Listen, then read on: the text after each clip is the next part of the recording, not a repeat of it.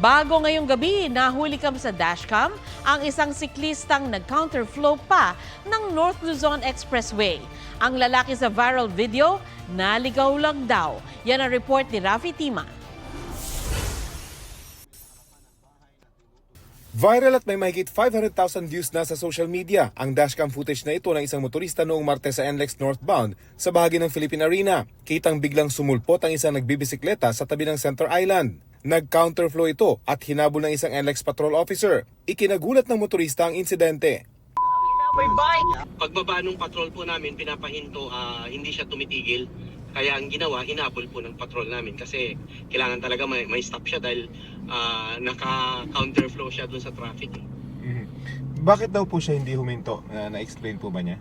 Hindi rin po na-explain nung kasi parang napaka-konti lang yung salita niya, basta ang narinig lang sa kanya nagpapasalamat, yun lang po. Hindi siya makausap ng maayos. Hindi na nakunan pero huminto rin ang siklista. Agad siyang isinakay sa patrol car at inilabas ng expressway. Pinakawalan din daw siya. Ayon sa NLEX, tuliro lang daw ito at tila nawala kaya pumasok sa expressway. Parang tinuruan lang siya na dumiretso po doon at mukhang hindi niya alam na expressway, so naliligaw po siya. Wala pang reaksyon sa GMA Integrated News ang bicycle rider. Bukod sa lubang delikado ang ginawa ng siklista, ayon sa NLEX, bawal sa expressway ang mga bisikleta alinsunod sa batas. Yun nga, yung mga signages po natin, kumpleto naman po. Error din lang niya talaga yung pagpasok niya. Paalala ng pamunuan ng NLEX sa mga motorista, doble ingat, lalo na sa mga entrance at exit ng expressway.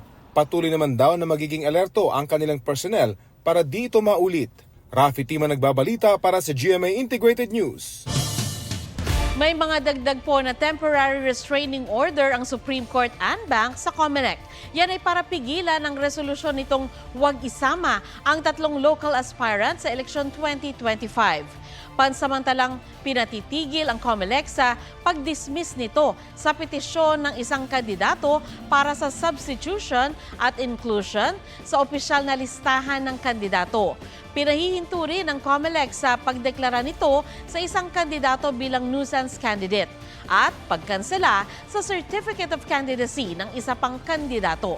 Sabi ni COMELEC Chairman George Erwin Garcia, hindi pa naman sinisimulan ulit ang ballot printing kaya wala silang problema sa pagtalima sa panibagong utos ng SC. Matatandang itinigil ang pag-iimprenta ng mga balota kasunod ng naunang utos ng SC na isama sa balota ang pangalan ng 5 aspirants.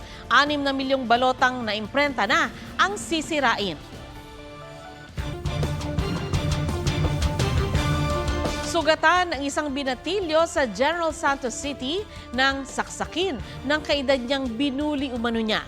Selos at utang naman ang sinasabing dahilan kaya pinatay sa saksak ang isang lola sa Pangasinan ng kinakasama niyang mas bata ng halos 4 na dekada.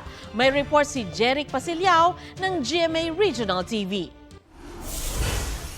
Ang pagsasama ng 72 anyos na lola at 33 anyos na lalaking kinakasama niya sa Aguilar, Pangasinan, malagim na nagtapos ng patayin sa saksak ng lalaki ang lolang ka-live-in. Tumakas ang sospek pero natuntun ng mga pulis sa kanyang bahay sa Bayambang ang posibleng pinag-ugatan ng krimen, selos at utang.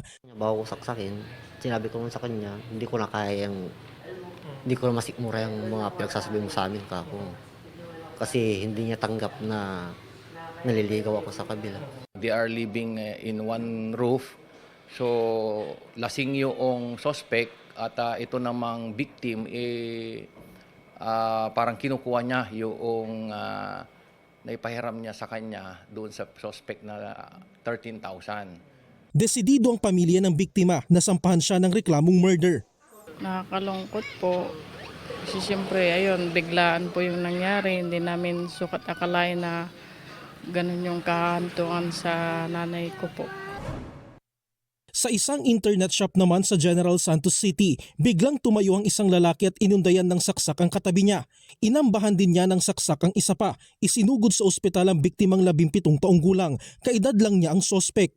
Ayon sa pulisya, pambubuli ang ugat ng pananaksak. Katong suspect gibuli sa victim sa internet cafe, baligin na siya nga baho. Nasuko tong suspect, tinamurag na wala sa iyang wisyo, kita siya kutsilyo, matoy gidunggab niya dayon tong isa, tong nambuli sa iya. Sumuko ang binatilyong nanaksak at nasa custody na ng DSWD. Isinuko rin niya ang ginamit na kutsilyo. Sinusubukan pang makuhanan ng pahayag ang kanyang pamilya. Di nagbigay ng pahayag ang may-ari ng internet cafe pero nangako raw itong masihigpitan ng seguridad sa establishmento. Jarek Pasilyaw ng GMA Regional TV nagbabalita para sa GMA Integrated News.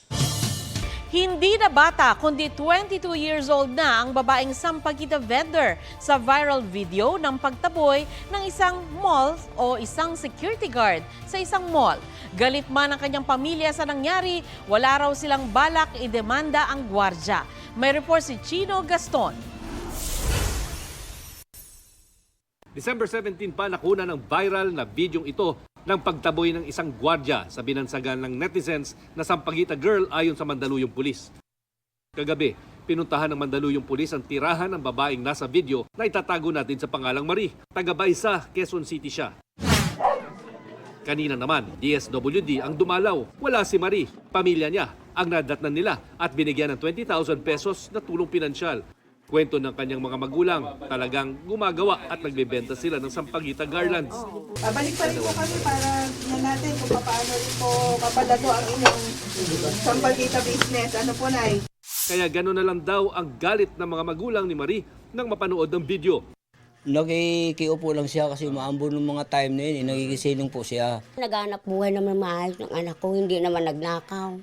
Ayon sa kanyang mga magulang, 22 years old na si Marie na first year na sa kolehiyo sa kursong medical technology. May kakambal daw siyang nag-aaral ng nursing at may dalawang kapatid pa sila. Pero bakit tila pang high school ang uniforme ni Marie? DSWD ang nagpaliwanag dito. Dahil nga mahirap po sila, kung ano po yung available na uniform, ay yun po yung ginagamit po nila. Wala nang balak ang mga magulang ni Marie na ihabla ang gwardya. Pero sabi ng PNP, hindi pa rin daw siya lusot. Binibigyan po natin sila next week ng specific date na mag-appear sa ating opisina. Sakaling hindi siya lumutang, pati yung agency, mag-i-initiate na po tayo ng formal filing of administrative complaint. Chino Gaston nagbabalita para sa GMA Integrated News. Raratsada na ngayong weekend ang kabi-kabilang mga pista para kay Santo Niño. Kasama sa highlights ang sayawan sa Tondo, Maynila at sinulog sa Cebu City na naka-red alert na. Yan ang report ni Jamie Santos. Mula Fuente Osmeña Rotonda sa Cebu City, papunta sa Basilica Minor del Santo Niño, kitang-kita ang dagat ng mga deboto kaninang madaling araw sa Penitential Walk with Mary o prosesyon ng patrona ng Cebu City, ang Mahal na Birhen ng Guadalupe. Ayon sa mga pulis, mahigit 300,000 deboto ang lumahok. Itinataon ito sa huling araw ng 9-day novena para sa Fiesta Señor Celebrasyon. Pagdating sa Basilica, idinaos ang Misa de Traslasyon bago dalhin sa National Shrine sa Mandaue City ang Birhen ng Guadalupe at imahe ng Señor Santo Niño. Ayon sa Cebu City Disaster Risk Reduction and Management Office, isa sa ilalim sa red alert status ang Cebu City simula bukas kung kailan idaraos ang solemn foot procession hanggang sa Linggo para sa mismong pagdiriwang ng Sinulog Festival. Ang ikalawang pinakamatanda naman nasa Archdiocesan Shrine of Santo Niño o Tondo Church sa Maynila. Ngayong weekend din ang kanilang pista at kabilang sa mga pinaghahandaan ng ilang lalahok ay ang Lakbayaw o Lakbay Sayaw. Isang dance procession kung saan idinaraan sa indak ang mga hiling kay Senyor Santo Niño. Ang original na titulo ng gawaing ito ay Karakol. Ito yung pagsasayaw ng mga tao sa Santo Niño mula doon sa pagdaong niya sa dagat na noon ay may pagoda hanggang siya ay ibaba dito sa Manila Bay. Dahil sa pista ng Santo Niño de Tondo, ilang kalsada sa paligid ng Tondo Church ang sarado sa Sabado at Linggo. Inaabisuhan ng Manila Police District ang mga motorista na humanap ng alternatibong ruta. Jamie Santos nagbabalita para sa GMA Integrated News. Sa ikatlong sunod na pagkakataon ngayong taon, nakaamba ulit ang big-time oil price hike sa susunod na linggo. 2 pesos and 30 centavos hanggang 2 pesos and 60 centavos ang posibleng dagdag presyo sa kada litro ng diesel. 1 peso and 35 centavos hanggang 1 peso and 60 centavos naman sa gasolina. habang 2 pesos and 30 centavos hanggang 2 pesos and 50 centavos sa kerosene. Batayan sa average ng 4-day trading sa linggong ito hanggang kahapon. Ayon sa Oil Industry Management Bureau ng Energy Department, ang panibagong oil price hike ay bunsod ng pagbaba ng oil export ng Russia dahil sa bagong sanctions o parusa ng Amerika at Britanya dahil pa rin sa gyera sa Ukraine. Posible ring magmahal ang shipping o pagbiyahe ng langis dahil dito. Tadtad ng mga pasa ang labi ng nasawing OFW sa Kuwait na si Jenny Alvarado ayon sa kanyang anak. Siya ang OFW na napagpalit sa katrabahong taga-Nepal ang bangkay ng iuwi sa Pilipinas. May mga pasa rin daw ang nasawing Nepali. Dahil dito, kumbinsido ang pamilya Alvarado na may foul play sa pagkamatay ni Jenny. Taliwas sa idinahilan ng kanyang amo na suffocation sa coal o uling. Ayon sa Department of Migrant Workers, hindi inotopsy ang bangkay ni Alvarado sa Kuwait. Gayon ito inotopsy ng NBI. Pinag-aaralan na ng DMW ang mga legal na aksyon.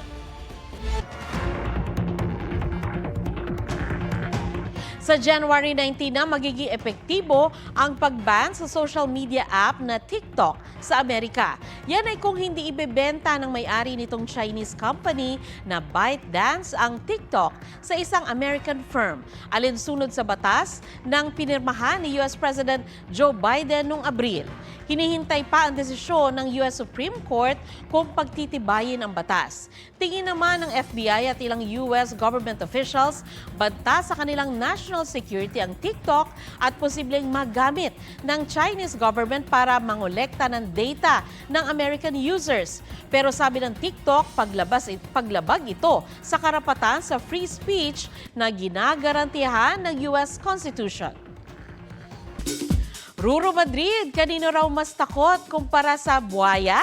At Rufa May Quinto may inamin sa estado ng relasyon nila ng asawang si Trevor Magallanes. Yan ang entertainment spotlight ni Nelson Canlas. Komedyante nga ako, hindi ako negosyante, kaya never talaga ako, Tito Boy, nagne-go-go-go. Sa Fast Talk with Boy Abunda, hinimay ng Sparkle comedian na si Rufa May Quinto ang umano'y investment scam kung saan siya dinawit. Nag-pictorial and video, yun lang. So, hindi ko na alam ko. Tapos sila na rin nagsabi na sorry na daw, hindi na nga daw tuloy. Hindi pa nila Nakita mo ako ba yung mga ambassador. nag-invest na yan? Hindi. Oo. Hindi ko sila At nakita. Sumagot din si Rufa May sa bali-balitang hiwalay na raw sila ng asawang si Trevor Magallanes. We're going through something. Walang file ng divorce. Hindi ako magpo-file. Bakit? Kasi ang dami ko ng file sa kaso. Hindi kami nagkakagulo dahil sa mga kaperahan. Mahal ko siya, syempre. Tsaka gusto ko syempre makumpleto ang pamilya namin. And if you have your way, gusto mo bang magkabalikan kayo? Ako kasi, kung ayaw na, re-respetuhin ko yung kahit na masakit sa akin eh. Siyempre, di ba, ba't ko pipilitin ng isang tao kung yun ang nararamdaman niya? Mas nakakatakot, si Bianca o ang buwaya? Si Bianca. Yan naman ang sagot ni Ruro Madrid sa Fast Talk with Boy Abunda. Mas na-appreciate daw ni Kapuso primetime action hero ang girlfriend na si Bianca Umali na naiintindihan at sinusuportahan siya kahit supsop sa trabaho. Simula sa Lunes, mapapanood na ang pagbabalik ng action-packed series na Lolong Bayani ng Bayan sa GMA Prime. Makikisaya sa Sinulog Festival sa Cebu this weekend ang ilang bida ng Widow's War, mga batang riles, Lolong Bayani ng Bayan at Binibining Marikit. Nelson Canlas nagbabalita para sa GMA Integrated News. Huwag magpahuli sa mga balitang dapat niyong malaman. Mag-subscribe na sa GMA Integrated News sa YouTube.